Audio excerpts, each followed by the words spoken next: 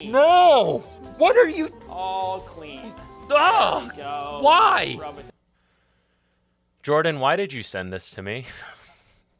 Chef Brian Tsao here, not your typical chef, and today I'm going to be reacting to a video by Point Crow with over 1 million followers. The video is called 21 Minutes of Unspeakable Horror Done to a $175 Steak. Oh, I already don't like how this is starting. You may see me have a heart attack today. If you're new to the channel, I am a professional chef with 17 years of experience. I've defeated Bobby Flay on the Food Network show, beat Bobby Flay, as well as run the world-renowned kitchen of Beauty in Essex, located right here in New York City. Shout out to Human Sheep and the rest of my awesome patrons. Thank you so much for your support. If you enjoy this show and want to support me further, be sure to check out my Patreon, link in the description below. One more shout out to Jordan Herridge. He is the editor of this video and many others on this channel. In fact, probably 99% of them. Thank you for sending me this video. Although I have a feeling I'll be cursing your name by the end of it. Let's get started. If you guys don't know what's happening today, well, you're in the store. You're in luck. store. If you knew what was happening today, then you would scream. Basically, let me just show you. It's another Cooking with Crow. But Ooh, okay, right there. I'm pretty sure that is an A5 Wagyu steak. Wagyu is the cow varietal. That's the name of the actual breed of the cow where this steak comes from.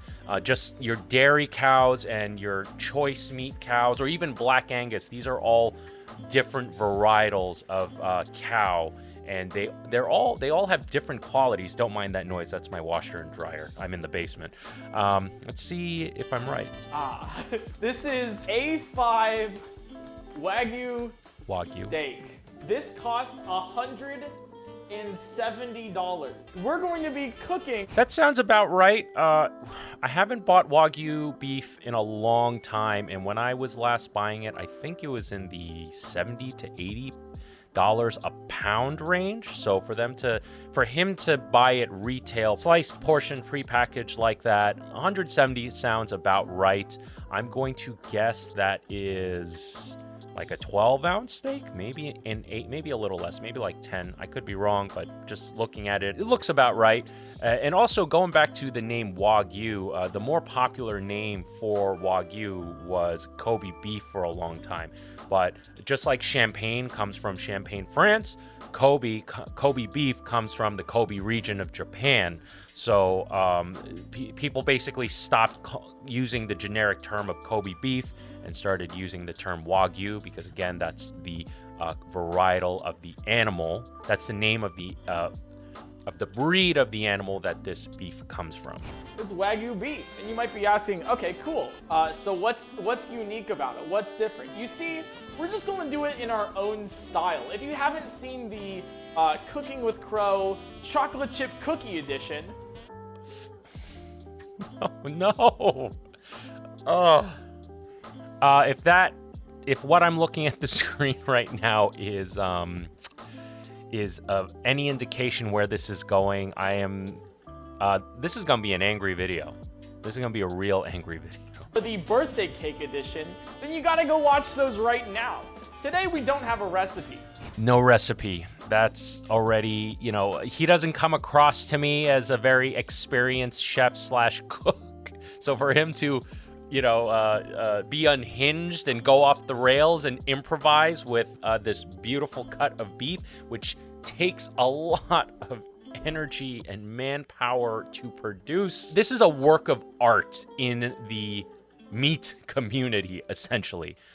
The amount of effort that goes into raising these animals to get that amazing marbling that you see. The first sign of this being Wagyu beef, A5 Wagyu beef, is the amount of marbling. They take care of these animals. They feed them a very specific diet. From what I've heard, they massage these animals. They treat them very well. Basically, these animals are treated like kings. They're fed like kings. They get really fat, and because of that, the fat content in between all the protein strands throughout the body gets laced with even more fat to the point it's visible. even if you had like a slice of regular strip steak, if you squeezed your hands into it, just the temperature of your hands will cause the fat that's found within the protein to melt. But this has so much damn fat, you can see it before you even touch it, okay? And that's what is the distincting factor and the thing that makes Wagyu beef so special, because it is so unbelievably tender and juicy and buttery. You can taste the, you know, really wonderful nutty notes and aromas that you cannot find in any other steak, and this guy is going to ruin it.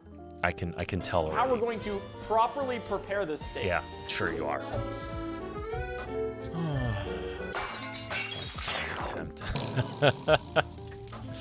The first things first, we got to open this, right? You know, let me see I don't know exactly how to open this. Right, so scissor action, baby. Let me tell you, kings of scissor action in the kitchen, the Koreans. My mom's half Korean. Seen it my whole life. One of the most underrated tools in the kitchen for sure. With Wagyu beef, you also want to be careful how you handle it, because it has so much fat content. It will immediately, the fat will immediately start to render. So this is something you want to move fairly quickly with, and or work hopefully in a temperature controlled room where it's a little cooler so the fat doesn't render as quickly. I already kind of know what's about to happen. All right. I have nothing against microwaves. I have something against putting a piece of A5 Wagyu into a microwave. Guys, wow. It's beautiful. No, it's not. Let's see how much this is what we're gonna do it with. Let's start with like a good 2 minutes. It is 2 minutes? There's a lot of fat in this. When you start to microwave, you know, the water content is gonna, you know, start to heat up. It's gonna heat up the fat. It's gonna mix with the moisture content. And what do we get when we have hot oil and hot water? You get splatter all over the place. This thing is going to shrivel up and be crazy overcooked and just completely destroyed. Oh wow, look at that plating too. So because there was so much fat, you know, and while the protein gets heated up in the microwave, that fat is hot and it's going to facilitate cooking even further. That's why you have this shriveled up little piece of doo-doo. That is gorgeous. No, it's not. You love to see it. Oh my god. Dude, it is. Sure. It is hard. Yeah. Eat it all natural after you microwaved it. Chad, I think it's well done, for sure, to say the least. Yeah. Look at that, 170. It's basically chicharron. You turned Wagyu beef into chicharron. $170 steak.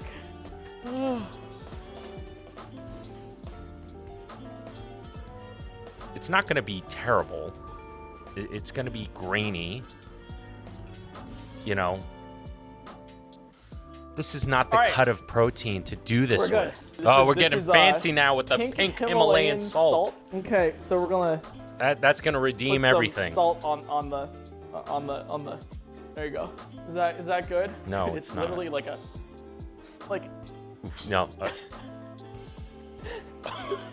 It's like a rock. Okay, I mentioned that when he took that first bite that it couldn't be that bad, but now watching how that piece cut, it is literally just shriveled into nothing. I'm sure all of you have had overcooked meat before, and it's not pleasant. All right, so let's take like a sizable chunk off.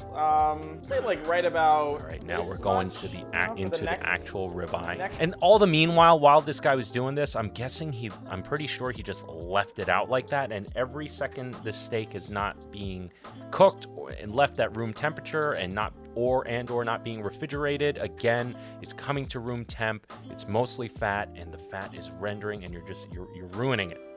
You're ruining it. That's a good idea. Terrible knife technique he's doing when he's holding the knife. I don't have one here, but you can see he's kind of like putting his finger straight out like that when you hold. Actually, no, I do have a knife here. Hang on.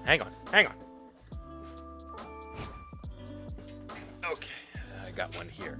So this was given to me by one of my old sous chefs, Vincent Lee. Shout out to Vincent Lee. So very amateur knife wielding technique. Typically when you hold the knife, you kind of grab it like this, right? But you can, one of the first signs for an amateur home cook that I notice is they put their finger out like this or like that. You want to have a good grip on that blade as you're working. So first telltale sign that this guy's a fucking amateur. That and he's microwaving A5 Wagyu. Look at that, guys. It's what you guys wanted. We're gonna actually cook this thing. Am I right? Dude, it's on low right now and it's sizzling. Wow. I don't know how to cook this. It's sizzling, again, has so much fat content, doesn't need much heat to draw out the fat, and then it's basically... Dude, you can see the fat right there. It's basically frying in its own fat. Yeah, that looks good. We're gonna let it rest for a bit. It's like that's a good, that's a decent sear. I'd say it's medium, not medium rare. Yeah, medium well. So that's the downfall. That steak is, relatively thin. I have a technique that I do where I what I'll do is I portion out the Wagyu steaks and I put them onto a really nice flat tray, put it into a freezer, freeze it, and then I'll sear it. So this way, when I put it onto a really hot cast iron pan, the outside gets super crispy, super charred, and then by the time the steaks cut a little thinner, the center would have warmed up, and basically you have like a really nice black and blue. That's how I personally like to prepare Wagyu beef or Wagyu steaks. Okay. But he left this sitting out all this time, and he was cooking it on a low heat, and now it looks like it's medium well. Look at this, guys. But I know for sure this is going to be very. What do you put on there? I know this is going to be very tender and juicy. But what do you put on there? Rosemary or oregano? It looks good at least. No, it doesn't. So I would not have used dried spices on this wonderful cut of meat. For this, you have to respect the protein and put on at least some fresh herbs, for God's sake. Should we try it? Or, like I believe there's one missing step here. If he said it earlier, I missed it. Whenever you cook something, right, you just want to make sure, just like fruit, that it's clean. You always want to wash your meat. You just want to wash your meat real fast. No! We'll make sure it's all clean. No! What are you? All clean. Oh! Go. Why? Rub it down a little bit. Make sure it's in the crevices too, Perfect. Perfect. And look at that. It's now clean Wagyu beef. Forgot to do the other one. He is ruining this protein's flavor. What is the enemy of flavor? Moisture, water. Whenever you want to mellow something out, what do you typically do? You add water. He is ruining this beef so bad. Perfect. Guys, I am so excited so wrong. to show you meal number 2. Honestly, not bad at all. Like, I'll just eat it, Wow, it is really... It's really soggy. You gotta slurp it up, Next up on the menu. Alrighty, guys. Let's see what some Wagyu Jordan, why did you send this to me? stew kind of looks like. Oh, salt the water. You're right. Thank you so much. I almost forgot. You guys keep saying, keep telling me to season, right? You guys keep telling me to season. Right, we'll put salt in the water. All right. This is not a cut of beef you want to use for stewing. Typically, the cut of protein that you want to use for stewing are cuts that are a bit tougher, that need time to work. So something like a ribeye, a filet mignon, a strip steak. These are all tender cuts of protein that will do very well with just a searing on the pan, on the grill, whatever. Things like chuck, shank, oxtail, basically cuts of protein where the muscle has worked a lot.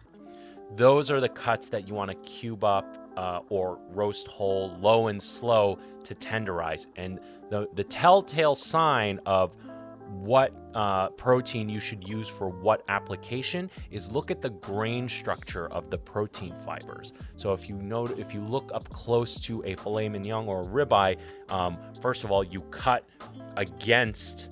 So this is the protein structures. You cut against it this way, and then you sear it. And when you cut into the pieces, you're cutting with the grain structure, but each piece of protein has been, portioned, right? Those pieces that you cut on your steak can be bite-sized, and you eat it nice and tender.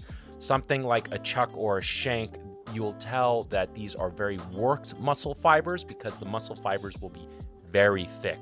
A best example is a brisket. Look at a brisket. Brisket is very tough, and it is something you always cook low and slow. And this is not what you do with A5 Wagyu beef. You do not make stew out of it. Hey, guys, tasty. All right, and you know what else? To top it off, we're going to put some parsley because that's the only seasoning I have left in my entire apartment. Just kind of like... Oh, he's putting dried parsley too. there. And why are you putting it in the couple beginning? dashes of No. maybe like 1 or 2 more pieces Stop. of parsley. Stop. Mix it up a tad, you know how it is. Really just prepare Just- the broth. it's Add a just little bit more mixing to the broth. disappointment I want to make now. sure that we have a little bit of an umami flavor. So we're gonna put some soy sauce in it. Don't worry, guys. Whoa, don't worry. You might be wondering, hey, Point Crow, what do you mean soy sauce? You just put so much salt in there. Well, excuse me, but if you look right here, it says that's actually 28% less sodium.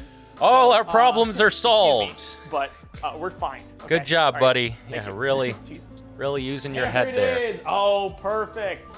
And we're just going to put it in. There it is. Oh, beautiful. And for those following along at home, you want to leave it in there for about, I want to say like 3 to 5 business days. Make sure it really just soaks in that broth. You guys want an egg? All right. Oof. All right, he's making There we go. Wagyu soy egg drop Perfect. soup now. Mix around that egg. Make sure it's Mixing all the even in disappointment there. even further. Yeah, it's And like a wash your nice egg freaking drop pot, soup. bro. Ew. Bro. Ew. Clean your Oh, God. stove. Shh. Should Fine, be we're good, ashamed of guys. yourself. Don't worry about the foam, okay? The foam Don't is worry from the about foam. protein of Just the egg. stir I'm it having so a it hard doesn't go time over like that. explaining what's going on in this Classic. video because I'm so All right. mad. Why does milk froth up at your local Starbucks or wherever where you ask for a latte? Because it has protein, and the protein is what's actually holding the air when they use the frother to inject steam. And then again, if it was just plain water, yes, it would create bubbles, but it doesn't have, the water doesn't have any structure, so the bubble will break apart right away. Whereas something like milk, or in this case, egg, the egg is actually giving the bubbles some structure, and therefore it's going to hold on to those bubbles more. But as you overcook the egg, the bubbles will hold up a little less. Fun. Let's take a look at our nice new steak. You guys can see that pretty well. Let me just turn it around. So Boiled you can see A5 all ribeye. 360 degrees. Look at that. Wow. Cooked. You see, this is Boiled what they to death. really do if you want to. Oh, see, that's what I was talking about. I'm so sad. I'm so sad. I'm really mad. Dude, I am so mad right now. Let me collect myself. Okay, this right here is a good example of protein structure, of muscle fiber.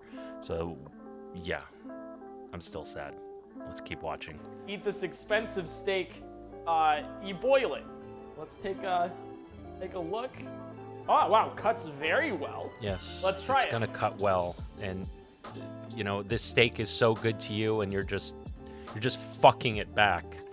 That's actually the best one we've had so far. It's gonna be the best one because it's seasoned. The protein is very juicy. It was literally submerged in liquid, so how can it not be juicy? But there's also so much fat interlaced within the muscle fibers. So I don't think taste-wise it's gonna be terrible. It's just total, like, you could have used a totally different cut of beef and cow varietal to make your fucked up soy egg stew. Let's get another slice for our fourth meal, our fourth try here.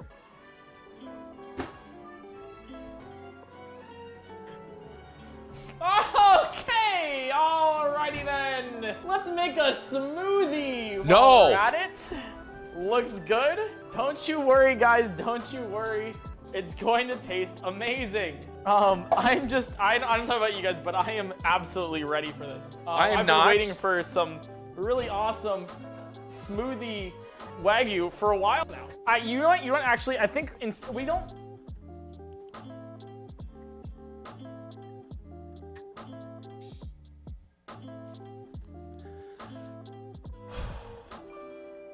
You shouldn't probably blend it raw. So I think we're gonna cook this one, you know, like at least a little bit. Maybe we actually cook it just a tad. All right. So we're gonna pause that for a second. Submerges it in the water, takes it back out, and the steak is still sitting out. And now we shall see where to go from here. All right, looks like it's good. Sear on it. Wow. Being that it got soaked in water, I'm surprised it got seared as well as it did, but it's probably more due to the fact it has so much fat in it. It seems a little bit well. It's like a medium well right there. Oh my God, he has old pasta still sitting on the stove. Manage your kitchen, manage your stove, clean kitchen, clean mind. Well, obviously, this guy's about to make a Wagyu smoothie. What? I'm holding him up to way too high of a standard. You do not deserve to be held at that kind of standard in my brain, in my mind. Well done. All right, here we go. So we're going to take this nice, beautiful broth. Look at that nice, beautiful broth we created. And I believe is still cooking in the background. We're just going to. I feel like it's a little too much. Maybe I'll like trash a little bit of it. And then we're gonna put the steak that we just cooked into it. Perfect, guys. Oh, I cannot wait. It's kind of really hot right now. So let me add some ice. There we go. Here we go. All right, let's start it on ice to this shit real fast, and then it's going to get loud. Just FYI. Props to the blender. I mean, that's a legit blend. Not bad. Okay. Awesome. Look at that. Gosh. It's nice and all together. It's milky. It's like tasty flavored milk. No. That's kind of how it is. All right. Oh my God. This is it. It's a little warm. A little warm despite the addition of ice, but as far as smoothies goes, as far as making smoothies, totally terrible technique.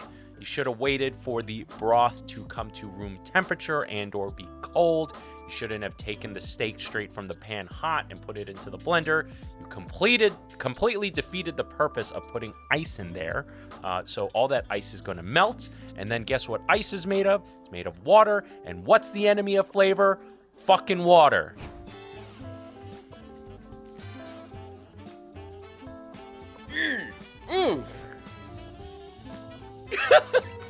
So good. Wow, that's so good. Hey, that is that. You know, haha. Right. Dang. All right, I can't chug this because I'll actually get like heartburn. But what I can do is I can get rid of half of it, fill the rest with water, and then we can we can chug it. Bro. Dude, your punishment should be to drink that entire thing. You're gonna cop out and freaking pour it out and water it down. What did he do by watering it down? He reduced its flavor. Its gross ass flavor. There it is. Like it smells. Oh my God. It's like.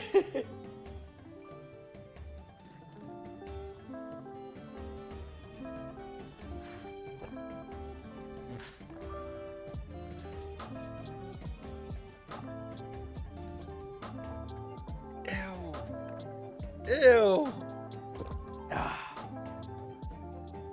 There we go. That is phenomenal. This dude has such a genuine smile, though, despite being completely grossed out. I'd say definitely worse than the microwave. You guys want to do the next one? There's more? Oh, do I want to do the next one? We're going to get another. Okay.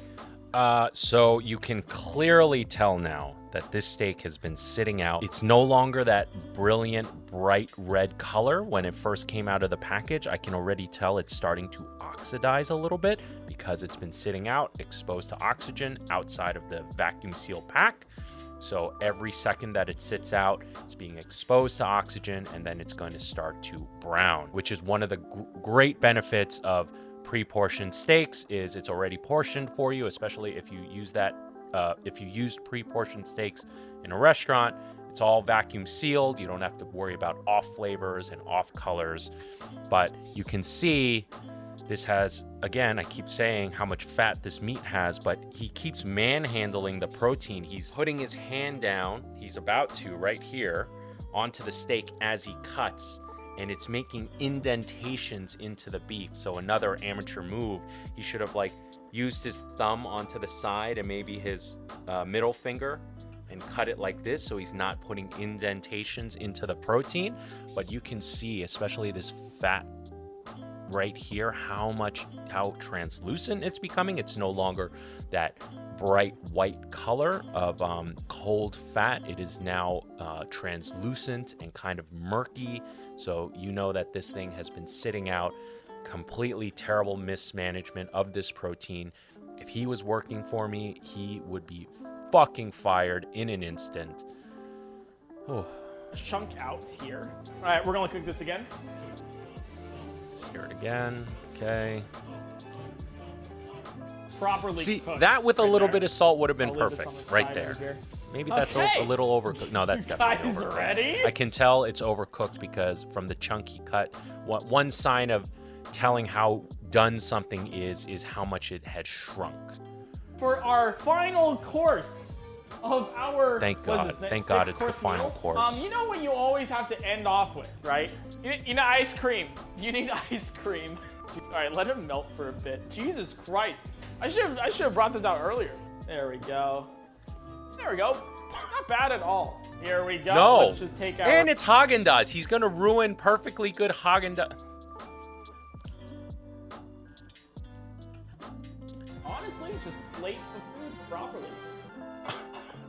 Beautiful. Oh my God. Overcooked A5 Wagyu beef. Hot overcooked A5 Wagyu beef on top of vanilla ice cream. Not to say that hot and cold hasn't worked before. If you've had a molten cake with a scoop of ice cream, we all know it's freaking delicious.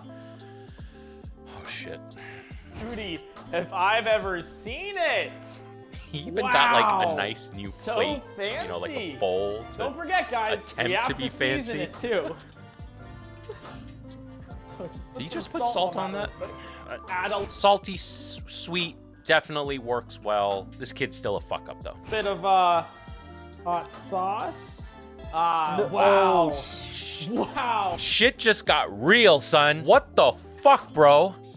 Dude, what the fuck? On it, gourmet. Look at that, gourmet. Let's I don't think I've cursed this much in any of the previous let's really videos. quick. All right, here we go. Let's give it a taste.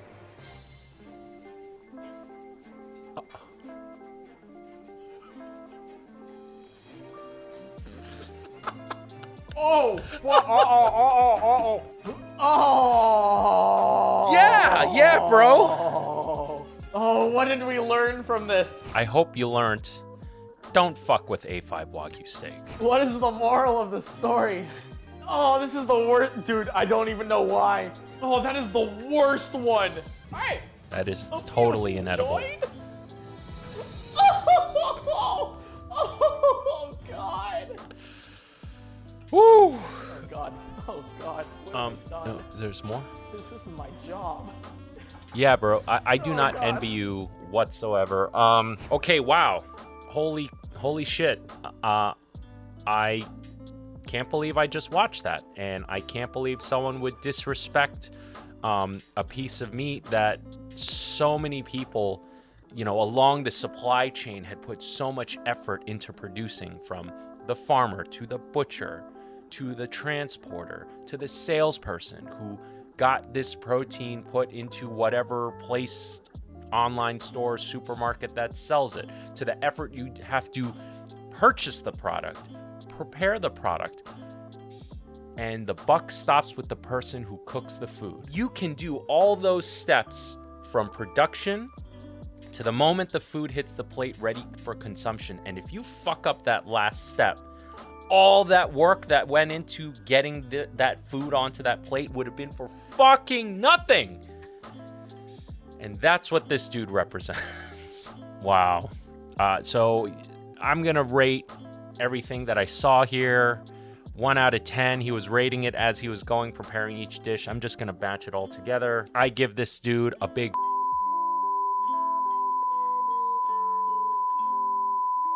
You heard me right. If you've enjoyed this content, be sure to check out my Patreon, link in the description below. And until next time, I've been Chef Brian Tsao, not your typical chef, and I'll see you really soon.